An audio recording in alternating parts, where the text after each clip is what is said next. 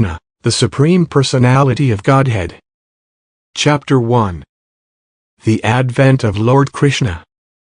Once the world was overburdened by the unnecessary defense force of different kings, who were actually demons but were posing themselves as the royal order.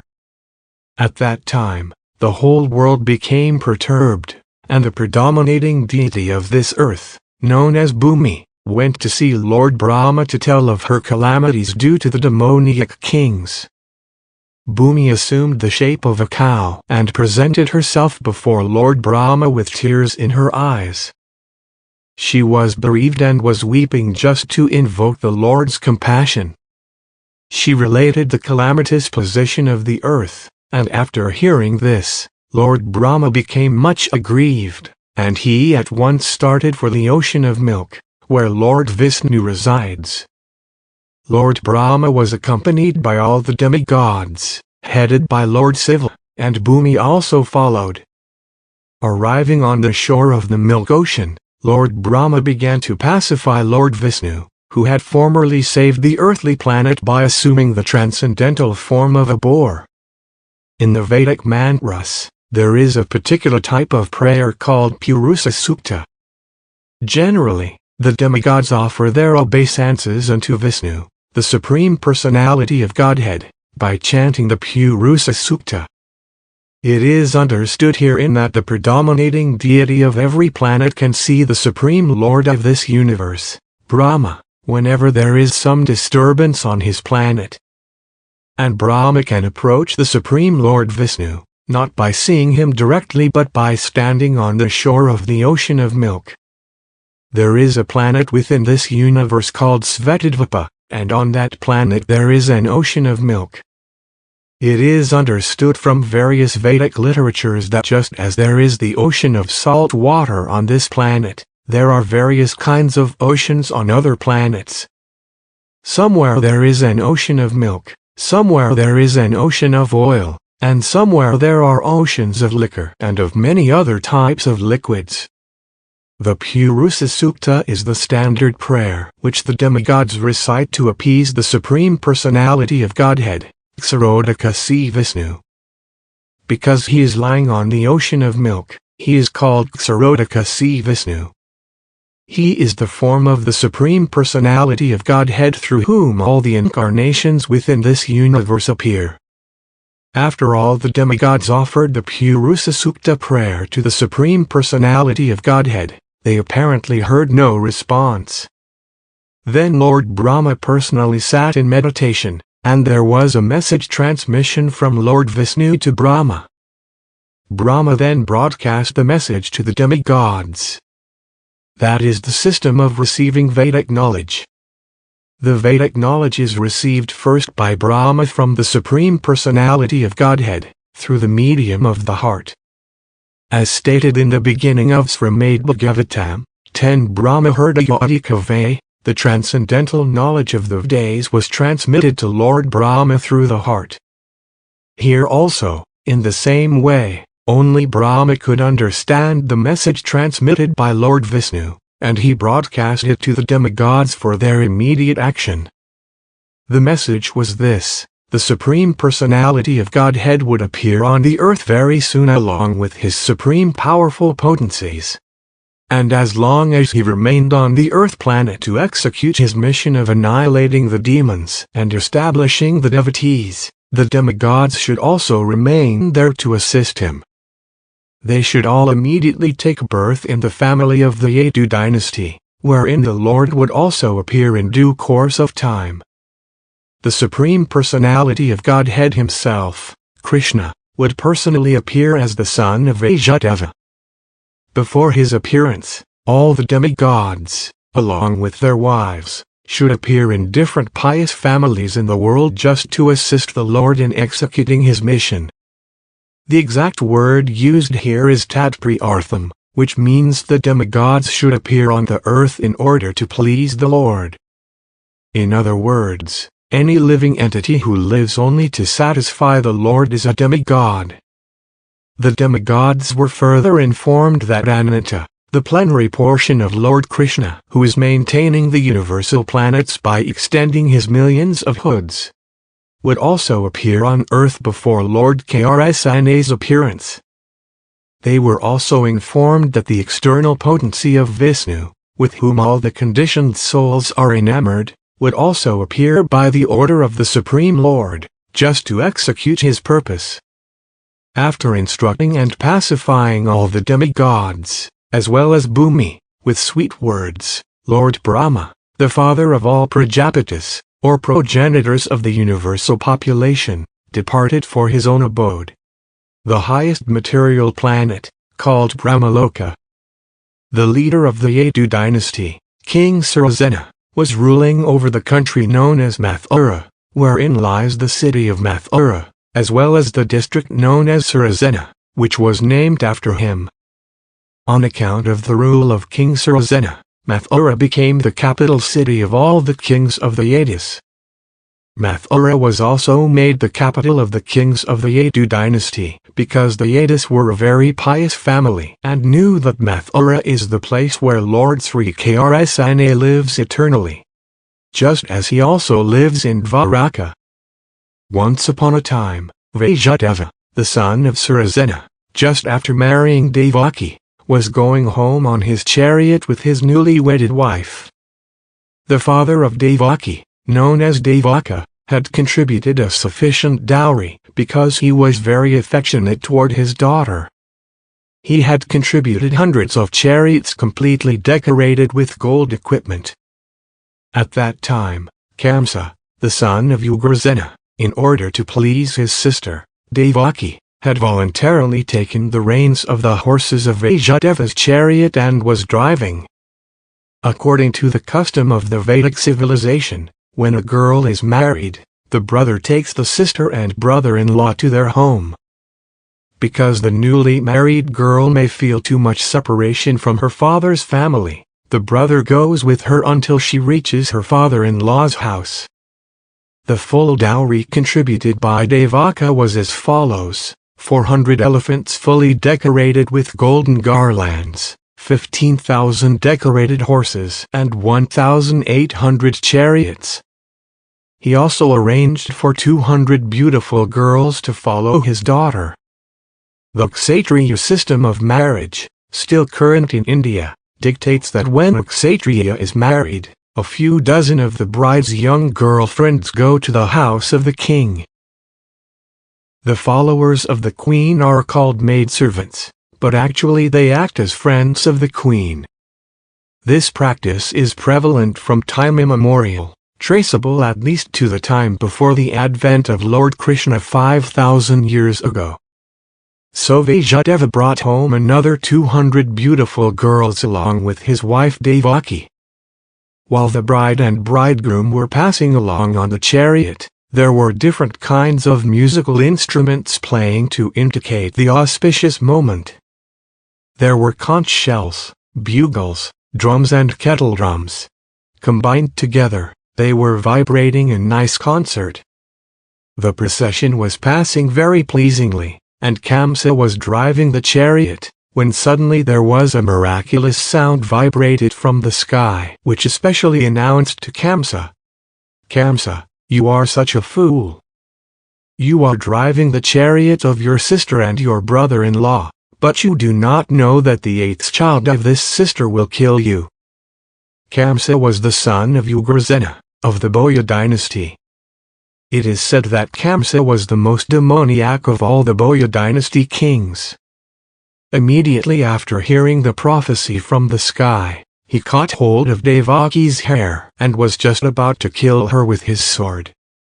Vasudeva was astonished at Kṛṣṇa's behavior, and in order to pacify the cruel, shameless brother-in-law, he began to speak as follows, with great reason and evidence. He said, "My dear brother-in-law Kṛṣṇa, you are the most famous king of the Boya dynasty, and people know that you are the greatest warrior and a valiant king. How is it that you are so infuriated that you are prepared to kill a woman who is your own sister at this auspicious time of her marriage? Why should you be so much afraid of death? Death is already born along with your birth. From the very day you took your birth, you began to die. Suppose you are 25 years old. That means you have already died 25 years. Every moment, every second, you are dying. Why then should you be so much afraid of death? Final death is inevitable. You may die either today or in 100 years. You cannot avoid death. Why should you be so much afraid? Actually, death means annihilation of the present body. As soon as the present body stops functioning and mixes with the 5 elements of material nature, the living entity within the body accepts another body, according to his present actions and reactions.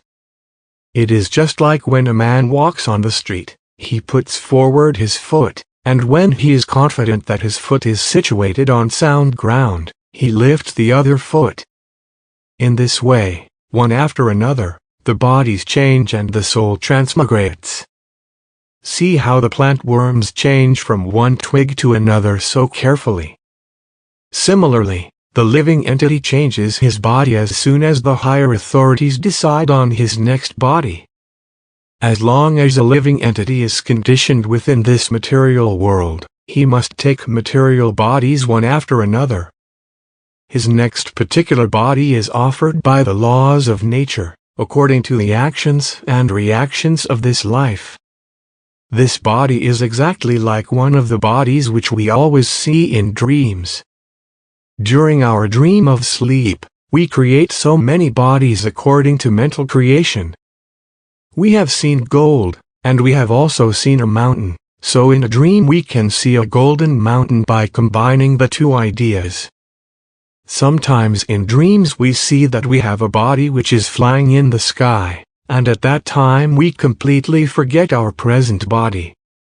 Similarly, these bodies are changing. When you have one body, you forget the past body. During a dream, we may make contact with so many new kinds of bodies, but when we are awake we forget them all. And actually these material bodies are the creations of our mental activities. But at the present moment we do not recollect our past bodies. The nature of the mind is flickering. Sometimes it accepts something, and immediately it rejects the same thing. Accepting and rejecting is the process of the mind in contact with the 5 objects of sense gratification: form, taste, smell, sound and touch. In its speculative way, the mind comes in touch with the objects of sense gratification, and when the living entity desires a particular type of body, he gets it. Therefore, the body is an offering by the laws of material nature. The living entity accepts a body and comes out again into the material world to enjoy or suffer according to the construction of the body. Unless we have a particular type of body, we cannot enjoy or suffer according to our mental proclivities inherited from the previous life. The particular type of body is actually offered to us according to our mental condition at the time of death. The luminous planets like the sun, moon or stars reflect themselves in different types of reservoirs, like water, oil or ghee. The reflection moves according to the movement of the reservoir. The reflection of the moon is on the water, and the moving water makes the moon also appear to be moving, but actually the moon is not moving. Similarly, by mental concoction the living entity attains different kinds of bodies, although actually he has no connection with such bodies. But on account of illusion, being enchanted by the influence of Maya, the living entity thinks that he belongs to a particular type of body. That is the way of conditioned life. Suppose a living entity is now in a human form of body. He thinks that he belongs to the human community, or a particular country or particular place. He identifies himself in that way and unnecessarily prepares for another body, which is not required by him. Such desires and mental concoctions are the cause of different types of bodies. The covering influence of material nature is so strong that the living entity is satisfied in whatever body he gets, and he identifies with that body with great pleasure. Therefore, I beg to request you not to be overwhelmed by the dictation of your mind and body. Vasudeva thus requested Kṛṣṇa not to be envious of his newly married sister. One should not be envious of anyone, because envy is the cause of fear both in this world and in the next, when one is before Yamaraja. Vasudeva appealed to Kṛṣṇa on behalf of Devaki, stating that she was his younger sister. He also appealed at an auspicious moment, at the time of marriage. A younger sister or brother is supposed to be protected as one's child. The position is overall so delicate, Vasudeva reasoned, that if you kill her, it will go against your high reputation. In this way Vasudeva tried to pacify Kṛṣṇa by good instruction as well as by philosophical discrimination, but Kṛṣṇa was not to be pacified because his association was demoniac. Because of his demoniac association, he was a demon, although born in a very high royal family. A demon never cares for any good instruction. He is just like a determined thief. One can give him moral instruction, but it will not be effective. Similarly, those who are demoniac or atheistic by nature can hardly assimilate any good instruction, however authorized it may be. That is the difference between demigods and demons. Those who can accept good instruction and try to live their lives in that way are called demigods, and those who are unable to take such good instruction are called demons. Failing in his attempt to pacify Kṛṣṇa, Vasudeva wondered how he would protect his wife, Devaki. When there is imminent danger, an intelligent person should try to avoid the dangerous position as far as possible. But if, in spite of endeavoring by all intelligence, one fails to avoid the dangerous position, there is no fault on his part. One should try his best to execute his duties, but if the attempt fails, he is not at fault. Vasudeva thought of his wife as follows: "For the present let me save the life of Devaki. Then later on, if there are children, I shall see how to save them." He further thought, "If in the future I get a child who can kill Kṛṣṇa, just as Kṛṣṇa is thinking, then both Devaki and the child will be saved because the law of providence is inconceivable. But now, some way or other, let me save the life of Devaki." There is no certainty how a living entity contacts a certain type of body, just as there is no certainty how a blazing fire comes in contact with a certain type of wood in the forest. When there is a forest fire, it is experienced that the blazing fire sometimes leaps over one tree and catches another by the influence of the wind. Similarly, a living entity may be very careful in the matter of executing his duties, but it is still very difficult for him to know what type of body he is going to get in the next life. Maharaja Bharata was very faithfully executing the duties of self-realization, but by chance he developed temporary affection for a deer, and in his next life he had to accept the body of a deer. Vasudeva, after deliberating on how to save his wife, began to speak to Kṛṣṇa with great respect, although Kṛṣṇa was the most sinful man. Sometimes it happens that a most virtuous person like Vasudeva has to flatter a person like Kṛṣṇa.